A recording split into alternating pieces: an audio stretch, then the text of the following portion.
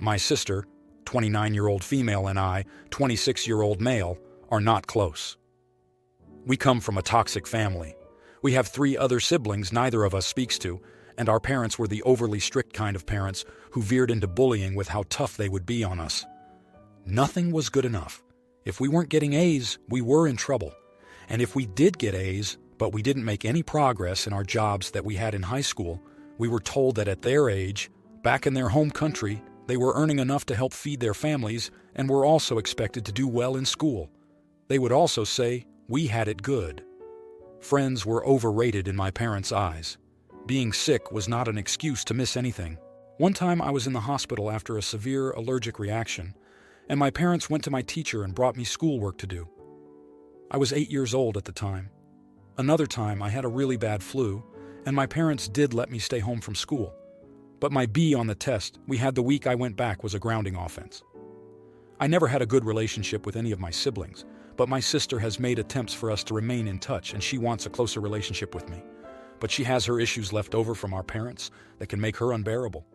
She calls herself my elder. Before she got married, she expected my help just because I was a man and she was a woman. We're both married now. My wife and I are expecting our second child. My sister is expecting her first. She invited my wife and me to lunch with her and her husband to announce the news to us and to announce they were having a boy. My sister was not happy.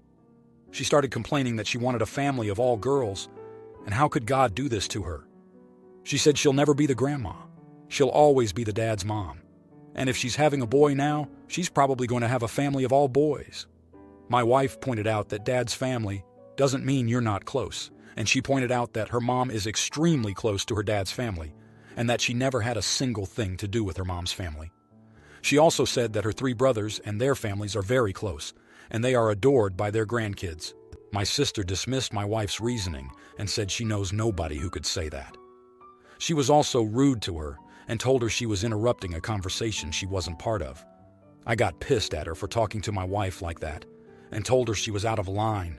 In return, she was pissed and said it was easy for me to say because my wife and I are expecting a girl, that we didn't get stuck with a useless boy only. I lost my cool and asked her why she got pregnant, then if she was going to reject a boy and refuse to even try seeing it as a good thing. She told me because she wanted only girls, and it was none of my business anyway. Am I the idiot? Now, here are the comments. Comment 1. Not the idiot. And I feel bad for that poor baby because his mother is going to resent him from the minute he is born. Your sister has issues, and while what you said may have been a bit rude, you are right in the sense of, why in the world is she having kids if she only wants one gender? What a sin. Please don't let your nephew grow up feeling unloved. I hope the father is at least a caring man and not an ungrateful crapbag of a human like your sister seems to be. Comment 2. Not the idiot. Sister, I invited you to lunch to share my disappointment that we're having a boy. Brother and wife. Don't be disappointed, girls are great. Sister, you're wrong, and it's none of your business anyway. Your sister seemed like a little much. Your response is by no means out of line. My heart goes out to your nephew-to-be. He's in for a world of emotional abuse. Comment 3. Not the idiot, you're right. You don't really get to choose anything about your kids, genitals, gender, personality, appearance, or aptitude, and that is something you have to make peace with before deciding to have children. If your sister has that much of a preference, she isn't ready to be a parent. Now, for the next story. I, 47-year-old, has a child, Julie, 16 years old, and a niece, Mary, 15 years old. My husband is a doctor and I am in finance. Between us, we make a substantial income. My niece's parents, that is my sister and her husband, died in an accident 3 years ago. They had significant debt, and there was little left of their estate after settling it. My mom, who had retired, took Mary in. Mary was never an A-grade student, but after this, her grades started sinking even more. My mom tried to help her, but Mary seemed like she had given up. We sent her to therapy, but that didn't seem to help much. In the last exams, she failed half of her subjects and had to go to summer school. Before this year started, we tried telling her what failing would constitute and to try harder. I offered to cover her college fees if she kept her grades high enough to get into one. She didn't look motivated at all. As a last resort, I offered her if she could maintain a GPA above 3.5 throughout school. I would give her money equivalent to college, that she could use for anything: school, travel, or a down payment on a job. Her choice. Getting her to graduate was more important to me. Julie came to know of this offer yesterday, from Mary, who asked Julie's help to study. Julie approached me asking why I never offered such a deal to her. I told her we always told her we would pay for her college. Julie said that's not the same as offering free money for maintaining a GPA. I reminded her that she is a top student who maintains an average GPA of 4 and has dreams of getting into college. Mary isn't like that, and this is one way to motivate her to graduate. Julie says I am showing favoritism. She involved my husband, who says we should at least offer the same deal to Julie, but frankly, I am scared this deal would derail her from college. Am I the idiot for not offering the same incentive to her? Now, here are the comments. Comment 1. Yeah, I'm sorry for Mary's situation, but I have to go with, you're the idiot. I've never been a huge fan of money for grades to begin with. In this instance, I think it's a terrible idea. You're paying Mary for something that Julie has been doing without incentive because you are desperate to define success as graduating with a 3.5 GPA. That's not success. Success looks different for every child. Further, giving Mary money for grades probably means that she'll burn through that money, and when it's gone, she'll just want more. What is this really teaching Mary? Nothing. You feel sorry for her because her parents died. That's understandable. But giving her a huge sum of money because of it just isn't the right play here. Comment 2. You're the idiot. You're offering a kid a crapload of money, or what is at least a crapload to an 18-year-old, to just graduate and maintain a 3.5. Your niece is not going to college if they have given up in high school and will have no clue how to properly use that money. Tell me honestly if you would trust an 18-year-old yourself with $50,000, $200,000. As for your daughter, she is right. It's unfair to offer money under the same condition, but with different clauses. On one hand, it feels controlling of your daughter, and on the other, it feels devil-may-care about your orphan niece, who no longer has parents there to help guide them through the nightmare that is adulthood. Comment 3. You're the idiot, and I think this move is extremely unwise. From Mary, who asked Julie's help to study, you are breeding resentment, and I would not be surprised if this will lead to Julie refusing to help Mary, or perhaps even sabotaging her by teaching her something incorrect. Also, I reminded her that she is a top student who maintains an average GPA of 4 inches. Now that you soured her success, I wonder how long she will continue being a top student. She might stop very fast. I know I would. Now for the next story. My 32-year-old uncle and his wife, who is 69 years old, recently hosted a family BBQ at their home. This is normally a rotating thing, so everyone in the family takes turns hosting. My uncle is a very difficult man to get along with, and I mostly went because it is important to my 66-year-old mom.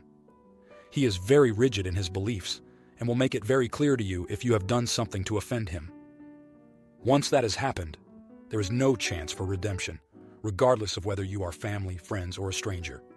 While at the BBQ, everyone was standing around, and my 6-year-old daughter helped herself to a banana from the fruit bowl.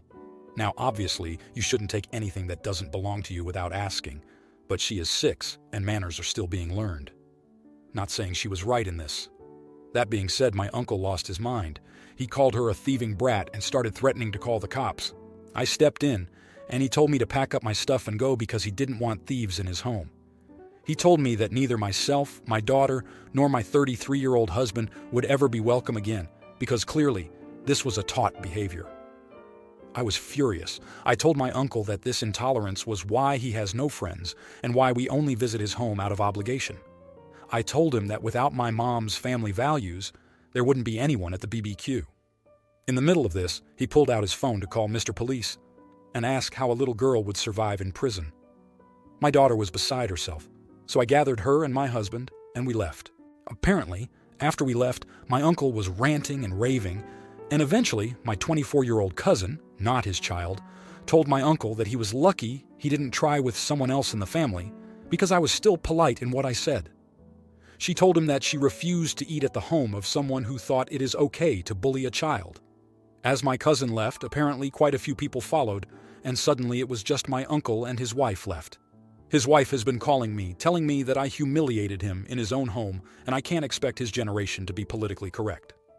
She has also told me that he has been moping ever since because he feels like an outcast in the family and that I shouldn't have been so harsh. I am glad I stood up for my daughter, but I never intended for everyone to leave as a result of the banana. Now I wonder if I was too much. Was I the idiot? Now, for the next story.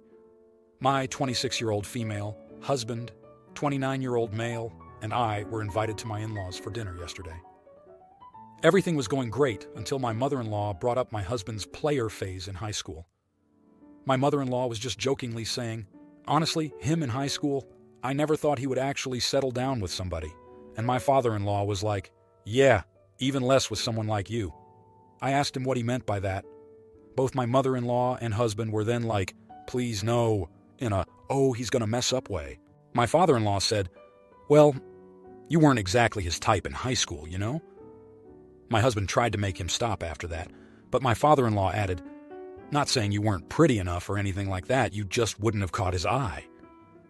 I got up from the table and went to the bathroom. I was not even in there for 5 minutes when my husband knocked and told me we were leaving. Once we were home, my husband received a text from his mom saying that my reaction was childish and disrespectful and that we wouldn't be invited again until I apologized. My husband replied that I would only apologize if my father-in-law apologized first. He didn't get an answer, but his sister texted me that I needed to apologize ASAP because I was putting my husband's relationship with his parents at risk over a misunderstanding. Now, here are the comments. Comment 1. My 2 cents. Tell your husband that it is okay he had a slutty phase in school and that he got loads of dates with conventionally attractive women. Tell him you really appreciate him standing up for you. Tell him that you will not see his father until the father publicly apologizes for physically comparing you to hubby's past lovers. Tell your husband you love him. Comment 2. Not the idiot. First off, your husband is a keeper. I'm happy that he stood by your side. As for apologizing, why should you apologize when you're the one who was insulted? Your father-in-law should have kept his mouth shut. Do not apologize for anything.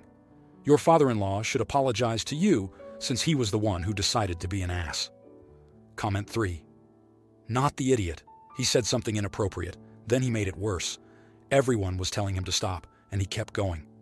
The only person ruining a relationship is your father-in-law for being shallow, and your mother-in-law for backing him, even though she knew he was wrong before he even said it. Now, for the next story. Am I the idiot for being mean to my ex for not making his full child support payments on time? I got pregnant at 28 with my daughter, and her dad ghosted me and ignored every call and text I ever sent. I made an honest effort to track him down so that he could know his daughter and for her to know her father. I even contacted his relatives and was also ignored. I finally gave up after about 3 years because I was a single parent and just needed to move on. Fast forward to her being 5 years old and starting to ask questions on why everyone else has a dad but not her. It was hard for me to answer because I didn't want to stain her mind just in case he starts coming around. I feel father-daughter relationships are important and my opinion of him was not hers. I told her he's working far away and I had lost contact with him. I met my now husband who has 2 boys shortly after she turned 5. We are happy and things are great. The 5-year struggles my daughter and I had are finally behind us. A year later, I was working at a dealership, and guess who walks in? Yep, her deadbeat dad. But not just him. He was with a woman and a little girl and a baby in tow. I didn't want to make a scene at my work, so I made sure he didn't see me, but when he left, I went to the sales associate they were talking to. I explained the situation, and he was more than happy to pass along the number he gave them. I wanted to talk to my husband to see if I should just let it go or try to pursue some child support. We both agreed that it is the right of the child to have that support and would give her a better quality of life. So I sent him a message saying who I was and that it's time he starts to contribute to our daughter and we could work something out together without going to court. Lawyers are expensive. He agreed, but wanted a paternity test. I understand that and agreed, told him to set it up. He mentioned he doesn't make a lot of money and wouldn't be able to afford much, but a little is better than nothing. Then I was ghosted again. A couple of years and some court hearings, and finally he was paying child support. I didn't go after back support, because I realize he has another family. Mr. I don't make much has actually been earning $200,000 a year the whole time. The judge ordered him to pay child support based on his yearly earnings and back support for the 2 years he wasted the court's time when he should have been paying. He wasn't happy about that, but in my opinion, it's his own mess. Now he's never paid on time or in full and has an excuse every time. I've had enough and gave him a piece of my mind, and I didn't hold back. He says I'm an idiot because I don't know or care about his situation. It's very easy for someone to make me feel guilty, so now I'm wondering, am I the idiot?